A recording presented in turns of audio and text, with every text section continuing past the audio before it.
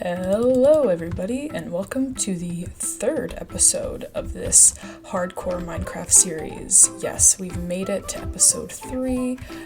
If everything goes right, we will have lasted longer than we did in our first season. So, what are we doing today? We will be making a gold farm, as you can see maybe from the objects behind me. Today will be a lot of resource gathering. I will need a lot of things, or a good amount of things.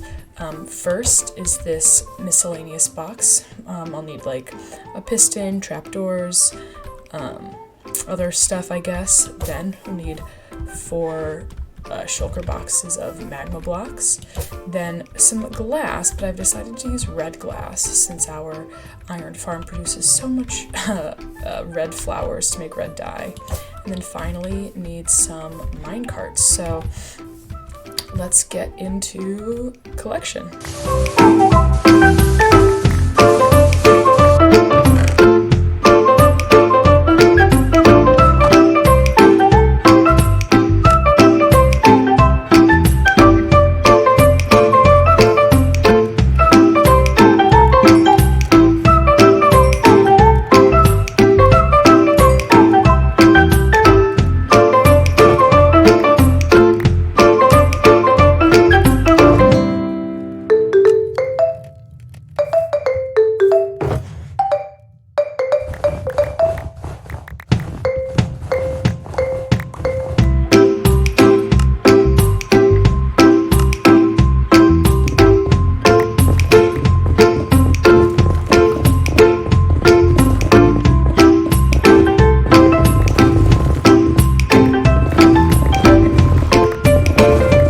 Okay, and we have collected everything. The miscellaneous items, all of our magma, the red dye, and a ton of minecarts. So now all we have to do is get to the nether roof and start construction.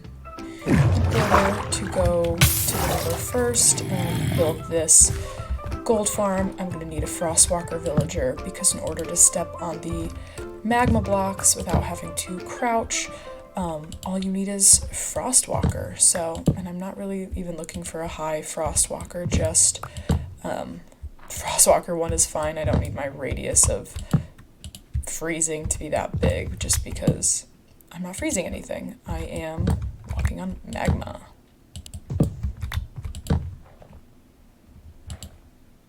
Oh, there we go. That easy.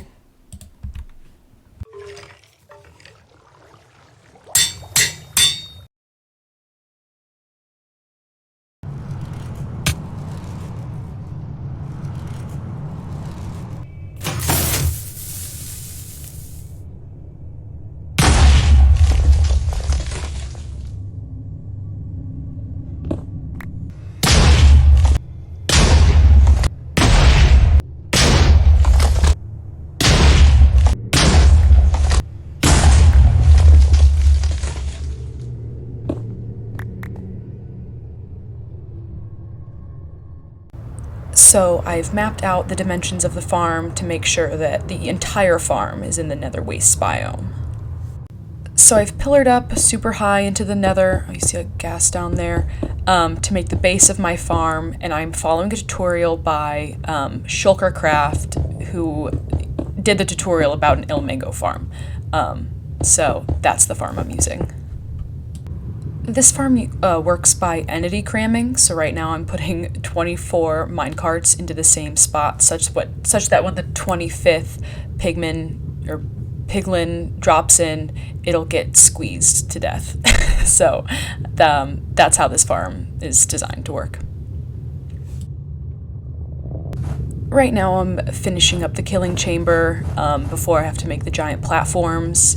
I thought it was interesting that they used snow, and you can also see a bunch of grindstones and trapdoors and other stuff. So a lot of cool mechanics are used in this farm. So 10 out of 10 would recommend. And it doesn't take super long. And last step before I really start making the platforms is making the storage, or where all the drops will fall in. And this is just temporary, just something to have in place while I run the farm early, but I will definitely be making storage to sort out the zombie flesh and the swords that I'm going to get.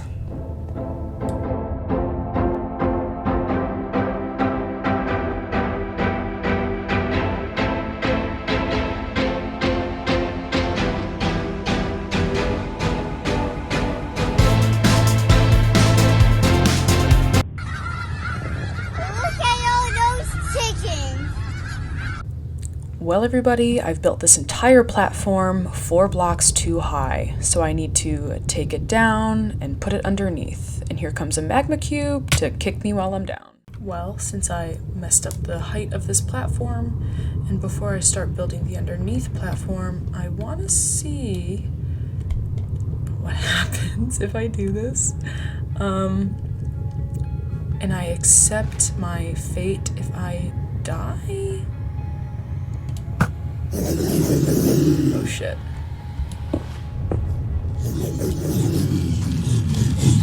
Wow.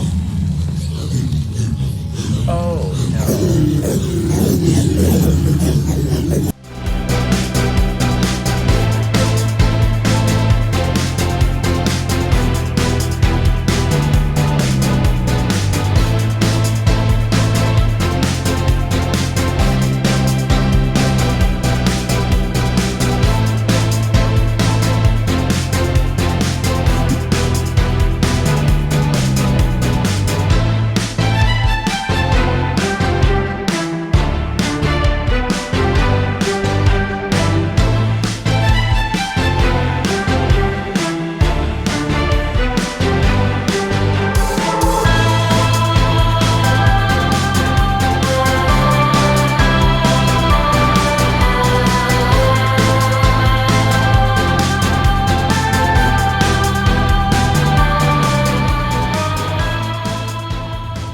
Okay, everybody, the farm is all built, so let's see how this goes.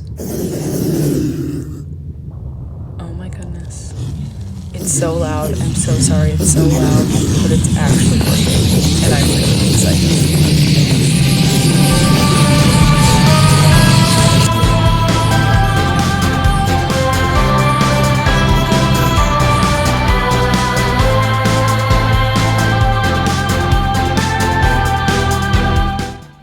Aside from this serious miscalculation on my part, as far as the level you need to build the platforms at, this farm was actually pretty fun and not super hard to build.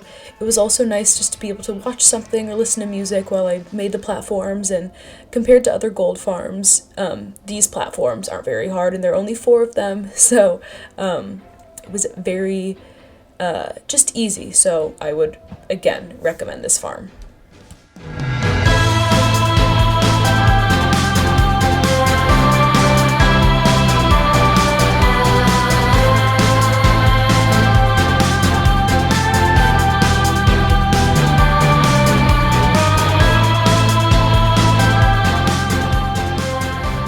And here's all the gold that we got. I didn't AFK for super long, but I guess as long as it took to get to 103 levels, so a good amount. Now all I need to do is make a better storage system, because it was tough to have to throw out all of the flesh and the swords. So let's get into that. Okay, so here is the storage system down below. It looks kind of cramped, but it makes sense, definitely, I guess to me at least. So we'll get to up there in a bit, but items will fall down from the farm into this hopper, and then we'll get sorted through these hoppers. This has, the first 3 have nuggets, and then the final one has ingots, because they also drop gold ingots. And then this over here is pretty much a dispenser into lava. There's lava under this. I don't want to show you because I don't want it to, there we go, there's lava under this. So I have 4 modules because I have 4 killing chambers, I guess, in the farm. And then I have a crafting table in the middle, so when the gold falls down, I can easily stand here and craft it into blocks. But let's go check out what I did above. And I got this idea from Impulse SV. I really like him as a Minecraft YouTuber. Basically, the items will drop into this hopper that go into this dispenser, and then the dispenser dispenses them into these cobwebs. But what the cobwebs do is that it centers the items so that they're not flying everywhere, because dispensers normally make things fly in all directions. So then all the items are dispensed so that they come into the center of this block and drop straight down into where the hoppers are. So I have 4 of these holes, and this is my escape hole, and this is the farm. Let's do a fly around. Wow, this is cool. Well, everybody, that is it for today's episode. It was super fun. I got to AFK, obviously. You can see I have 209 levels, so had some AFKing in, got a few stacks of gold blocks. I think in the next few episodes, I'm obviously going to make a piglin bartering system, but I also want to spruce up my house. It's kind of boring, and I want to take a break from the farms and stretch my design skills. So that is that, and I'm glad we made it through episode 3, unlike in season 1. So season 2 is already going better than season 1. So thanks for sticking around, and I'll see you in episode 4. Bye!